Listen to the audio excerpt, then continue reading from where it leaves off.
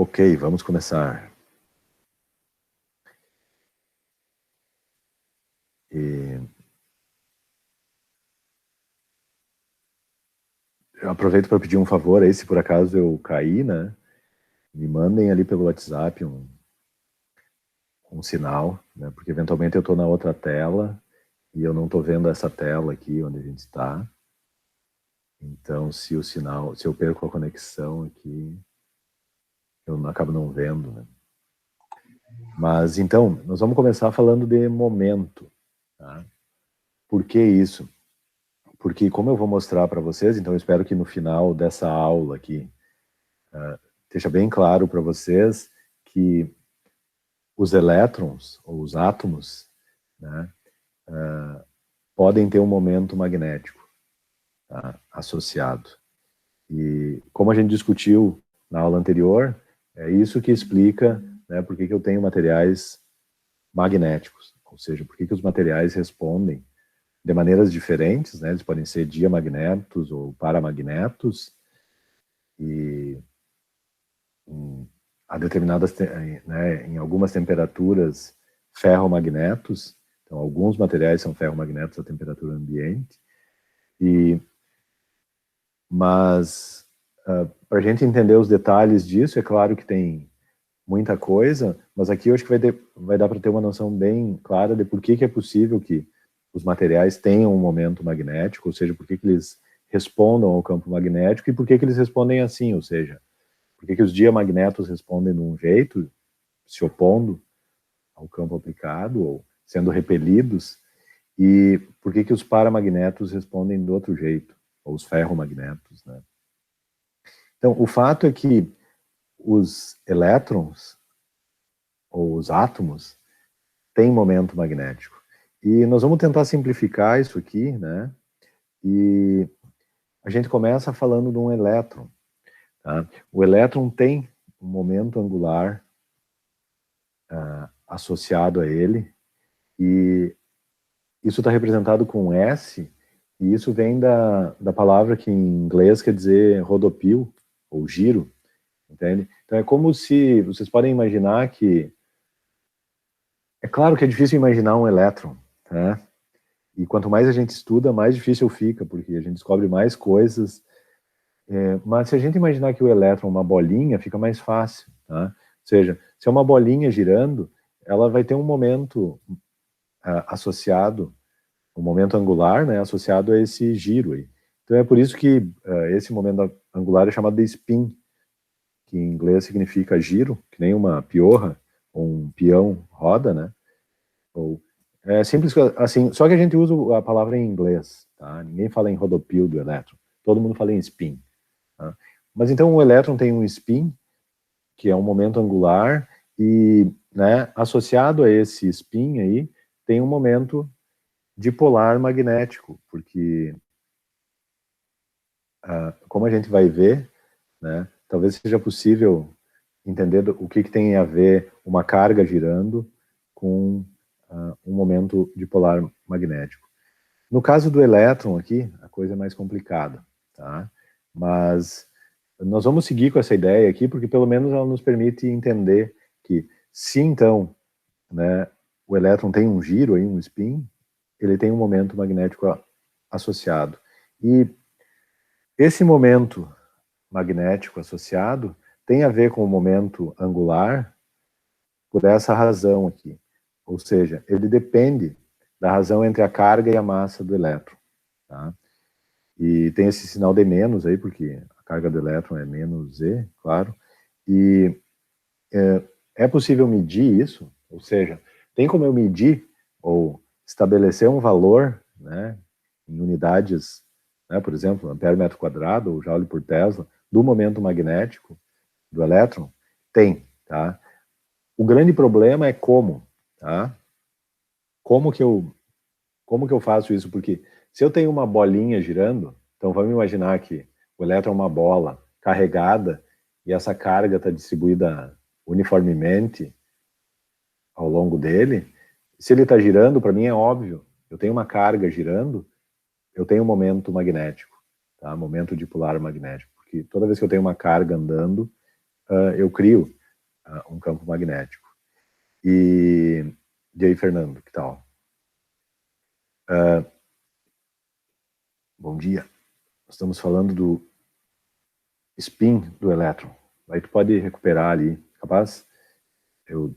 Sem problemas, tu pode recuperar olhando o início aqui, mas nós estamos falando do spin do elétron, ou seja, imaginando que o elétron é uma bola carregada, e essa bola está girando, então tem um momento angular, e aí associado a esse momento angular, ela tem um momento dipolar magnético. E a pergunta é essa, eu tenho como medir isso? Tem. O problema é que a mecânica de uma bola girando, que a gente conhece, nos permite calcular isso, mas a mecânica dos elétrons é diferente. Tá? Os elétrons, a gente não consegue explicar esses detalhes com a mecânica clássica aí, que a gente usa. A gente precisa de uma mecânica especial para explicar isso, que é a mecânica quântica. Tá? E vocês já estudaram mecânica quântica? Não. Ah, legal. Não também. Não também. Próximo semestre. O mundo vai começar a mudar, hein? Então, no próximo semestre. Ou pelo menos a gente vai começar a olhar. Não olhar, né? Mas entender. Mas, em todo caso, a mecânica quântica, como o nome já diz, mostra que tem quantidades que não podem assumir qualquer valor. Elas são quantizadas. Tá? Ou seja, tem um pulo entre os dois valores possíveis. Vocês já sabiam disso, entende? Vocês lembram lá das aulas de química do ensino médio, dos orbitais, K, L, M e tal? Vocês lembram disso, né? Aí é mecânica quântica, ou seja, quando eu calculo as posições que um elétron pode ocupar, né, ao redor de um núcleo, eu descubro que ele não pode ocupar qualquer posição. Ele só pode ocupar algumas. Entre o nível K e o nível L não tem nada. Não é possível. Tá?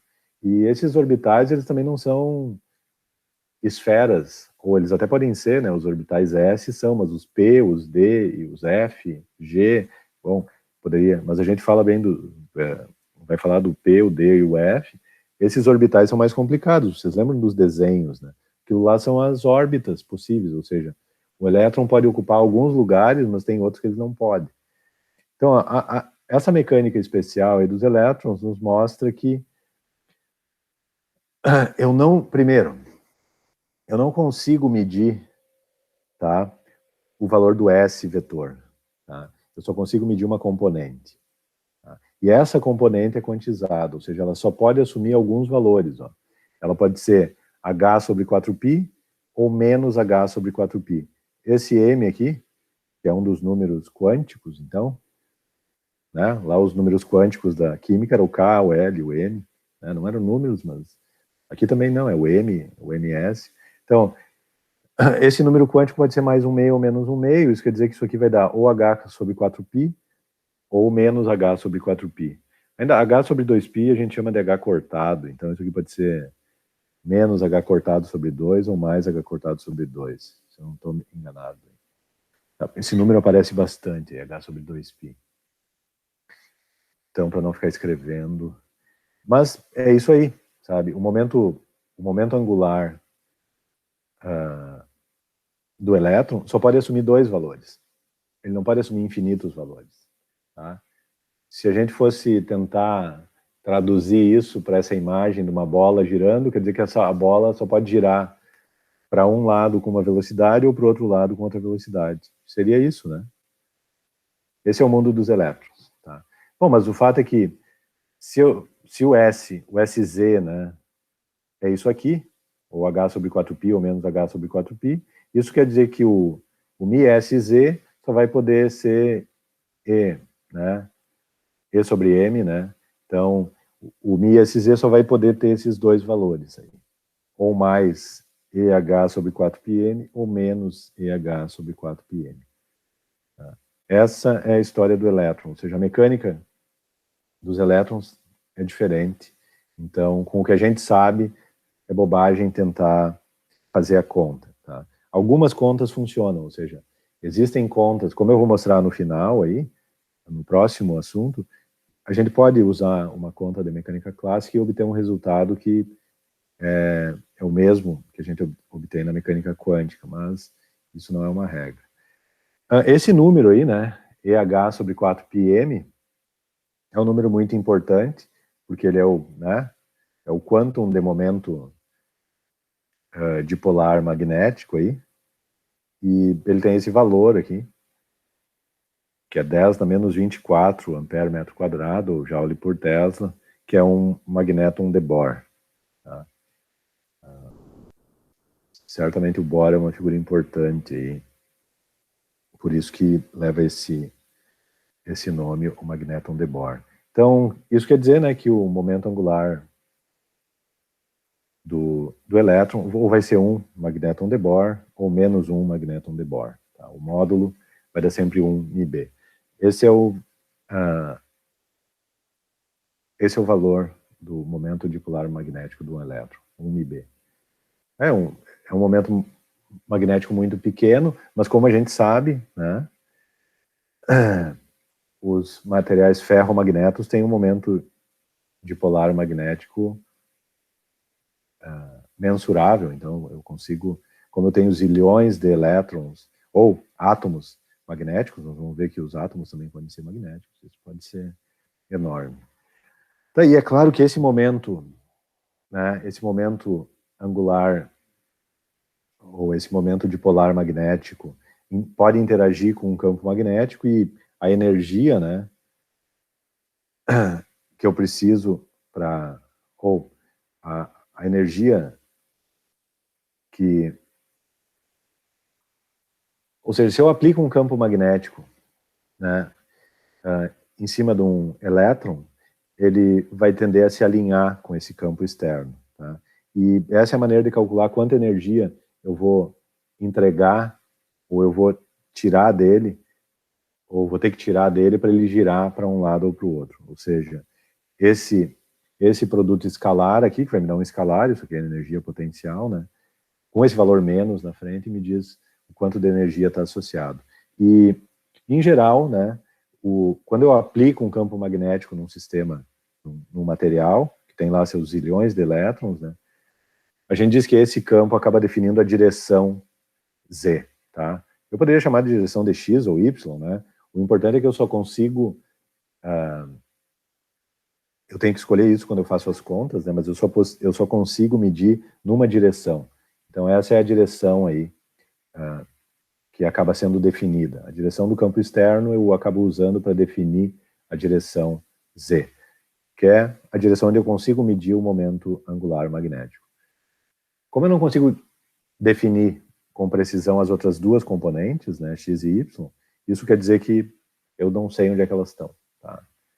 Eu não posso categoricamente dizer. Eu só posso dizer que a componente Z é esse valor, ou o negativo desse valor, mas eu nunca sei quais são as outras duas componentes. Tá? Então vai permanecer como um mistério para vocês aí, até vocês estudarem mecânica quântica.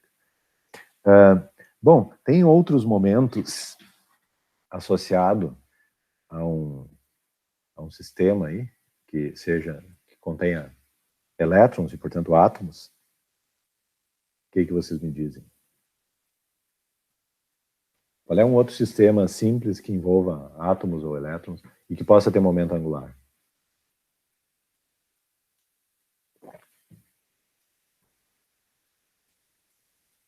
Ou podemos fazer uma analogia com um clássico aí. O que vocês fariam? Eu imaginaria já colocando um referencial no centro da Terra aí, eu poderia dizer que tem a Lua girando em volta da Terra aí.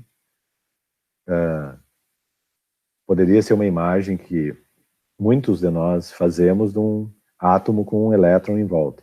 Então, o átomo mais simples aí seria o de hidrogênio com um elétron, né? Mas se o elétron está girando em volta, né? Talvez ele não esteja girando como a gente imagina, a Terra girando, a Lua girando em torno da Terra. certamente tem um momento angular associado. Nesse caso, tá, se eu imagino um elétron fazendo uma órbita circular, até funciona, tá? Nós vamos fazer essa conta aqui, ou pelo menos vocês vão fazer, e vocês vão ver que é possível achar um resultado que combina com o resultado correto, digamos assim, que a gente obtém da mecânica quântica. Mas é claro que tem outro momento e tem um momento angular orbital, ou seja, se eu tenho um elétron descrevendo uma órbita, eu tenho um momento angular, ele tem um momento angular associado a esse movimento, tá? Que a gente chama de L aí, e consequentemente, eu vou ter um momento dipolar magnético orbital associado a esse movimento, porque, né, o elétron é uma carga. Então, se eu tenho uma carga se movendo, eu tenho. Então, eu diria que esse é o momento dipolar magnético do átomo, digamos assim, porque, né, ele está associado com as órbitas dos elétrons. E, da mesma maneira, né, tem uma relação entre o momento dipolar magnético orbital e o momento angular orbital, tá, que é dado por esse termo, que é muito parecido com o termo do spin. A diferença é que os números quânticos aqui não são só 2, né? Na verdade, eu tenho... eles são limitados, tá? Eles vão até um limite aqui, mas eu tenho vários valores que são inteiros aí, ou seja, pode ir, por exemplo, de -3 até +3. Então, o momento angular orbital pode ter vários valores, que depende aqui de h cortado, ou h sobre 2π, e, de novo, né, eu não vou conseguir medir qualquer... né, isso é momento angular é momento angular, tá? Então, se o momento angular do elétron não pode... isso é uma limitação do momento angular, sabe? Eu só consigo medir uma componente do momento angular. Então, a componente Z aí do momento angular orbital vai me definir qual é a componente Z do momento dipolar magnético orbital aí. Porque a relação é esse termo aqui. Colocando aí, vocês veem que fica com uma... né, como já tinha aquele 2 ali, né, e tem outro 2 aqui, a expressão fica a mesma aí. Então, o momento dipolar magnético orbital vai poder assumir esses valores, que vão desde 0, né? Aí o momento angular orbital pode ser 0 até mais ou menos 1, mais ou menos 2, dependendo, né? Dependendo do que aí? Do que depende esse ml aí? Qual é o limite lá? Vocês lembram disso? Ou chutam de onde é que vem esse?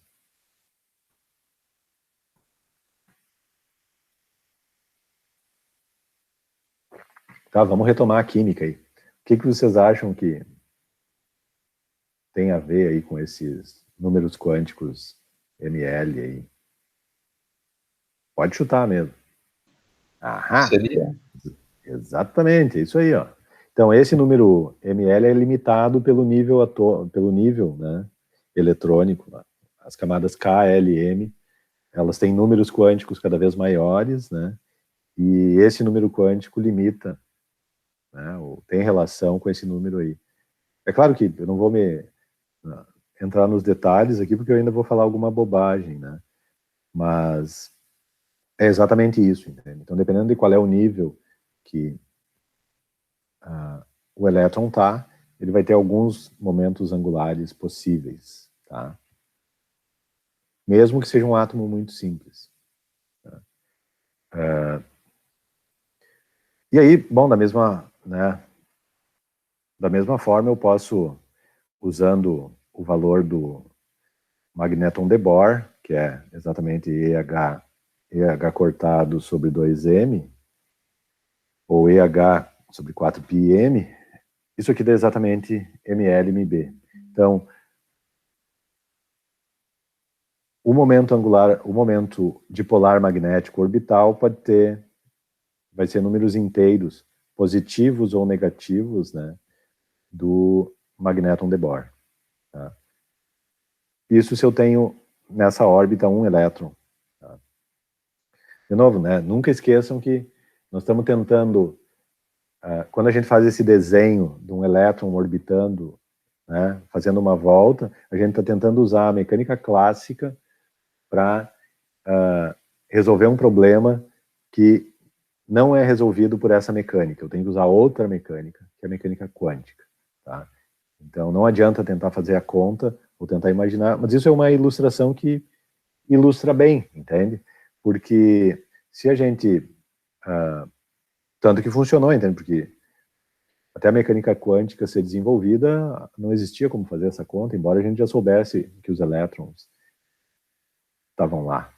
E, né, a gente já fala disso, mas, então, da mesma maneira, né, se eu tenho um momento dipolar magnético, na presença de um campo externo, essa é a energia potencial, tá, e ela pode subir ou descer, e, de novo, né, o campo externo, a gente usa essa definição aí, o campo externo define a direção de quantização, ou a direção Z, que é a direção onde eu posso medir o momento dipolar magnético, seja ele orbital ou de spin. Tá? Ok, dúvidas? Comentários? A gente pode... Perguntas que eu possa responder. Eu não sou muito bom em mecânica quântica, mas entendo alguma coisa. A gente pode discutir aí detalhes. Sem perguntas?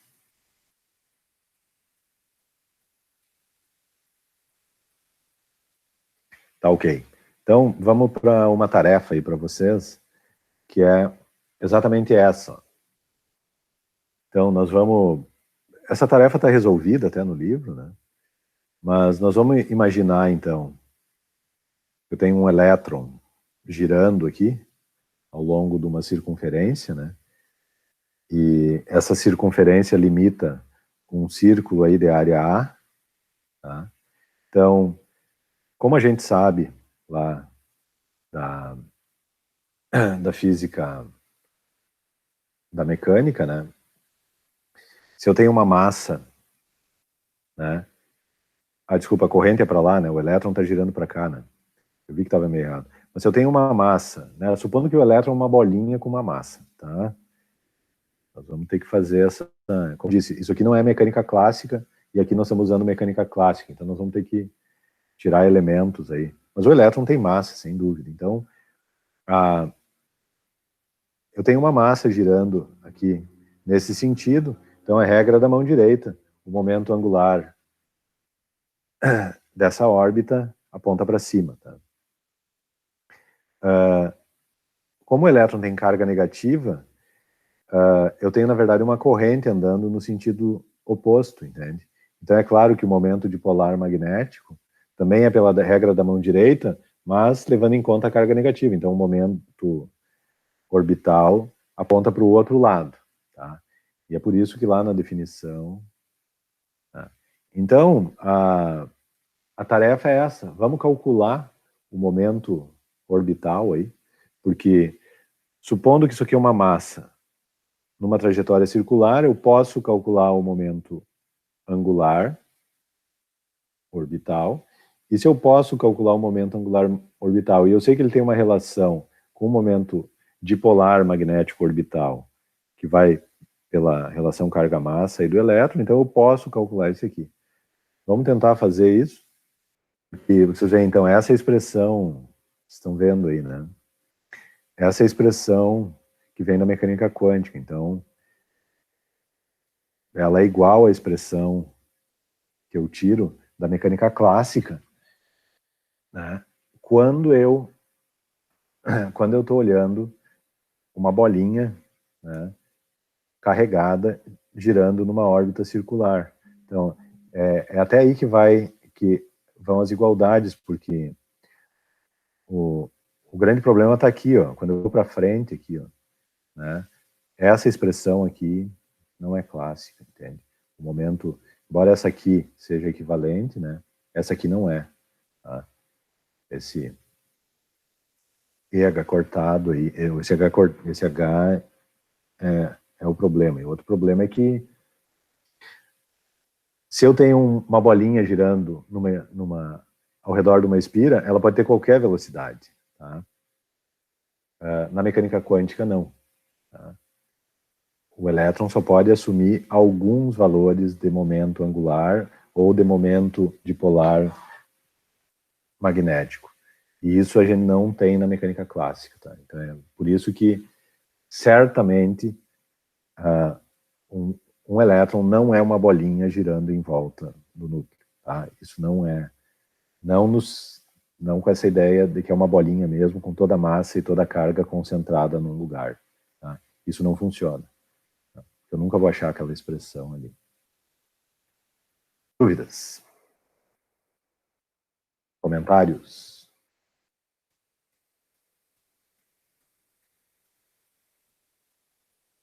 Fiquem à vontade. Sem dúvidas? Ok. Tá, então vamos adiante. Então vamos para a tarefa 2. Tá? Que é como analisar esse caso aqui. Ou seja, de uma espira num campo não uniforme. Ou seja, eu tenho um campo magnético que é mais intenso aqui, onde as linhas estão mais próximas, ou seja, eu tenho uma maior densidade de linhas, então o campo magnético é mais intenso. E eu tenho uma região aqui em que o campo é menos intenso, ou seja, eu tenho menos linhas por unidade de volume. Tá? E, bom, como que isso explica, ou como que isso me permite entender de que maneira uma órbita dessas vai interagir com esse campo? Ou seja, vamos fazer o seguinte, ó. Vamos dar uns minutinhos de intervalo só. Que tal? Vamos lá, o que acontece quando, então, eu tenho uma espira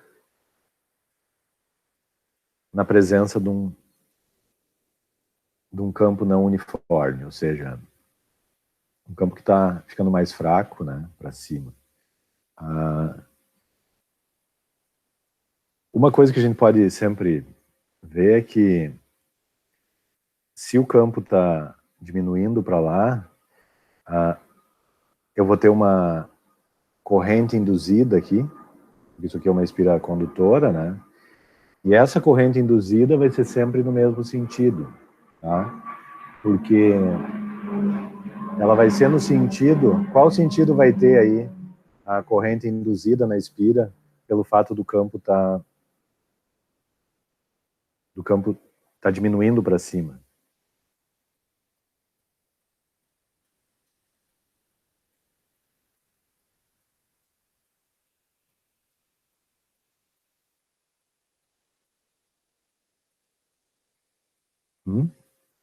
Pode chutar, ou é para cima ou é para baixo.